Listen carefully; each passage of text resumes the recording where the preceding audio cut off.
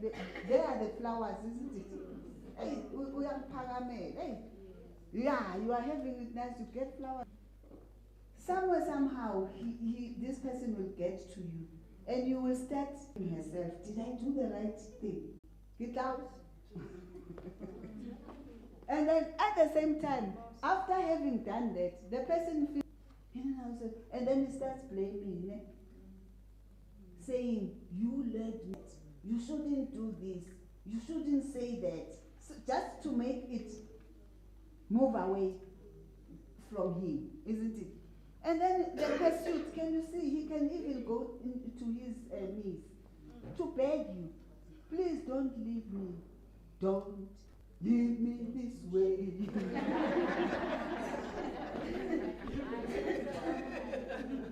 So this is how the cycle is explained. Ne? With pursuit, he tells you how sorry they are. He will plead the helplessness.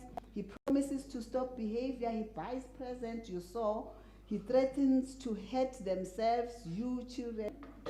And in Brakpan, this is Brakpan where a woman and 3 kids were shot dead. And I still suspect moon phase. Both move forward from abusive incidents. They recreate earlier romance and relationships. Then it becomes nice. But there's built-up tension that resolved through talking or other controlling negative ways. You are using your strength and to dominate. That is now the main. To depersonalize, there's an explosion. Abusive incident happens. And then immediately thereafter, he feels this onto you, that Department of Social Development has. We are having a program wherein we call it an Orange Day, 25th of the month. We are observing violence against women and girls, through violence. That we commemorate Victim Rights Week every September. We also commemorate Human Rights Week every October. There's a commemoration of 16 days of activism. I think that one is very... this thing, it dies on me at times, and I don't want to make you sleep. Oh, you can hear me now, eh? Perhaps it's the way I was holding it. Yeah, and then the 16 days of activism is from the 25th of November to the 10th of December every year. Ills such as GBV, and to deal with social offenses and rape cases in institutions. This one is Everyday Heroes. Ne? It's a VEP brand. You want to, let me just run through them and then we'll talk to them. It's a VEP brand to educate and raise awareness on the impact of violence to all vulnerable groups. So it's 6 comic stories, comic books. The one will talk about domestic violence, human trafficking, abuse of persons with disability, abuse of older persons, sexual abuse, and child sexual abuse. It's comic books so that we give mostly to children so that they can learn about this, but it must be something interesting. We are also trying to get it now into Brave for people with disabilities. And then we have a human trafficking program, which is whereby we implement the Trafficking of Persons Act 13 of 2013. And then this one is mine. It's our program with Mama Joyce. It's called Gender Based Violence Command Center. We are offering an online trauma counseling. We work 365 days a year, every day of the week, 24/7. And we have 2 shifts, 7 to 7 in the evening, 7 in the evening to 7 in the morning. It's meant by professional social workers. Ne? And then LGBTIQ, there's a plus again now. We also have programs regarding to educate and raise awareness on issues of LGBTIQ. And then we have a National Emergency Response Team, which we call NER. It's a departmental program wherein we got a service provider that does a national rapid response for provision of psychosocial professional social workers. Ne? And then LGBTIQ, there's a plus again now. We also have programs regarding to educate and raise awareness on issues of LGBTIQ. And then we have a National Emergency Response Team, which we call NER. It's a departmental program wherein we got a service provider that does a national rapid response for provision of psychosocial services following incidences of trauma, where like like the case I was talking about, where the woman and the kids got killed, and then the family members would meet. For instance, the one of Mark Batchelor, at you. Look at the mirror and look at me at 64. And then poor thing, I'm sure she's 23. You know, guys, this is it can sound like a joke, but it is a very serious thing. It's not nice. You can't just be beating up every day for the what? And what is this person achieving out of all this? Hmm? Just to spoil you and to mess you up. And I'll go to. Please, guys, let's say no to violence, and let's ensure that we stop the bullying. And so saying, I think I'm about to say thank you. But there were 2 or 3 questions or comments actually.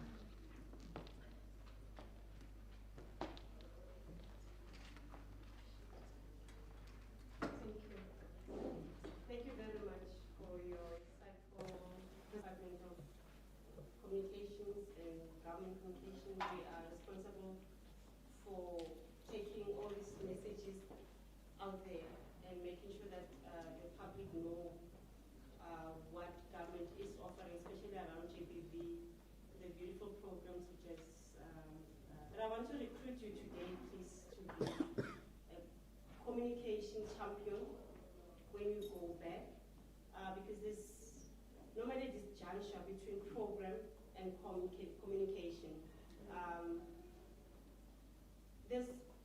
It just defeats the purpose when there are products, right? There are products, there are programs, but the recipients or the beneficiaries don't know about them because there is no communication that goes out to them. There's no direction in terms of what is available to help you to prevent, to empower you, or to even respond where there's GBV, and to enable access, where must you go, etc. Like the beautiful booklets that you have, I'm seeing them for the first time. I've been working on GBV from a social cluster point of view. I have not seen them, and I'm just, obviously I'll make a bilateral with you going forward, but I'm just saying, as you plan from a program point of view, when you conceptualize a program, can just at that stage make a provision for communication, because at the end of the day it's about access by the beneficiaries to the services. Let there be so much demand for the service and program such that then you go back to the department or ministry to say, we are not capacitated, we need 10 more, GBV command center or whatever, and then there be budget. And then in that sense, we're really reaching out and making a difference. Thank you. Thank you so much. It's just unfortunate that you know how government is structured.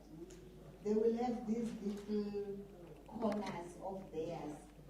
At the department in HSRC, they have a communication directorate. I don't know for how long I've been requesting for the communication strategy or even the marketing strategy for our center. So I'm saying, actually, GCIS have assisted me twice already. With they came, they interviewed. Just to have a foresight, and you know this thing has to stop. Whichever way it has to stop. Now I've looked at your programs that you have shared with us, and I'm thinking, is there as well, just playing a devil's advocate as well, do you perhaps have programs for women who abuse men, helping them to, because there are women who continuously are very violent and abusing men. You know, I cannot imagine tomorrow my boy getting married to one of the women that will be consistently abusing him. You know, how do we help? Do we have programs to help? Because there are those who don't know why they do it. But it's not that they don't know. They are not aware of the environment that they grew up in, what they've gone through that affected them to that point whereby they are perpetrators as well. So do we have programs of those women who say, you know what, I need help. I'm forever beating up this man and I cannot stop. You know, do we have such, or are we considering to do so? Yeah. I didn't mention the perpetrator program that we have at GBV because much as GBV is yeah, both ways. But we were at that point concentrating more on victims. We do have now also accommodate perpetrators. At one of the programs I didn't mention also, it's men as positive role model. They have that. We have Take a Girl Child to work. We have smaller and other ones that I didn't mention, okay? But I will talk to my colleagues out there and check if don't they have and suggest if we can go that route as well. Thank you. Okay. I just wanted to find out if you've got safe houses for these abused women because that they've got kids and their families are far away from other provinces. If you do have, so how do you get hold of them or who should you contact? Because you find that she can't move away. She can't go anywhere because she doesn't have any relative around. So if there is a safe house, and how to get hold of that? By virtue of working at a call center, you definitely need to have options and alternatives. We find ourselves in a situation where at some point we need to remove and to place our victims. We do have shelters. They are not enough, but they are funded by the department. It's just that the capacity in the respective shelters, I think we have about 88 within the country. We have wide door spaces of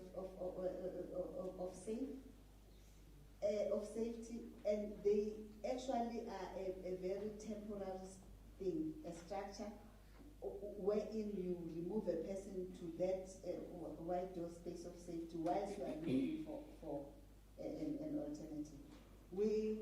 After the total shutdown summit with the president, we are looking now, we are busy working on the new strategy, which is a national strategic plan. And in that strategy, the thematic areas are such that we are even looking at having to have halfway houses, because wide door space of safety you can stay for two days or to 3. A shelter at the most you need to stay there 6 months. But now, what happens to those that, like you were saying, they have no alternative? Perhaps the family is in Zimbabwe or is Amasingoti. The family is in Natal. So we are looking at those accommodating and funding such still work in progress. We don't have it yet.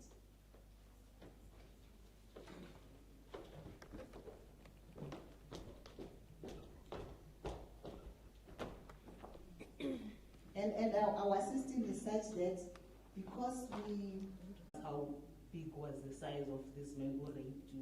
Do you have programs that prepare these victims for that environment, for a court environment? And once the perpetrator has been arrested and has to appear in court. And then secondly, I wonder how it comes from Deputy Minister mentioned this a couple months ago, the society and the system and justice system is to the victims of gender-based and abuse and everything. That when one has to go again to appear in court, they have to relive that. How about the perpetrator appears once you have been accused of such things and then you are arrested? How about that person who's accusing you sit on the other side and you sit on that side, explain your position and how come you are accused of being a rapist or a perpetrator to this crime? Do you understand what I'm saying? So the roles and the whole system must be reversed in a way that because it's protecting, the system is protecting the perpetrator than protecting the victim. Yes. So how about the roles are reversed? But I'm sure that's not the department's role to say if you are accused and you are a perpetrator of such a crime, go and stand there and explain your side of the story. Why would this woman accuse you of such a crime? Yeah. Yeah, no, thank you for that comment. Maybe just to say the DOJ as well as NPA are the ones that are responsible for what you're talking about. One of them, I'm not just remembering, Bonali said, the program, yeah, which one between the two, where they have to do the court preparation, the court prep. Yeah, and what you were saying that the other person is on the other side and we're not at the side. We are presently doing it for children, but perhaps it can be suggested that, yeah, because there's also mediation that gets done at court. So it's good to talk about these things, and especially now that we are in the process of developing that as MSP. Even the other day on Monday, we were dealing with that, and people were looking at the different approaches in terms of what needs to be added, what needs to be removed, what needs to be suggested. Okay, thanks. I'm too tired of my face. But thank you so much, guys. You were a very good and active audience. I won't mind coming back again.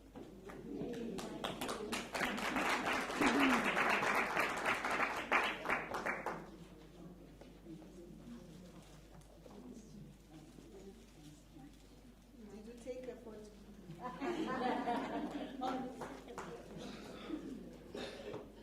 Unfortunately, the photographer is male, so he is not around.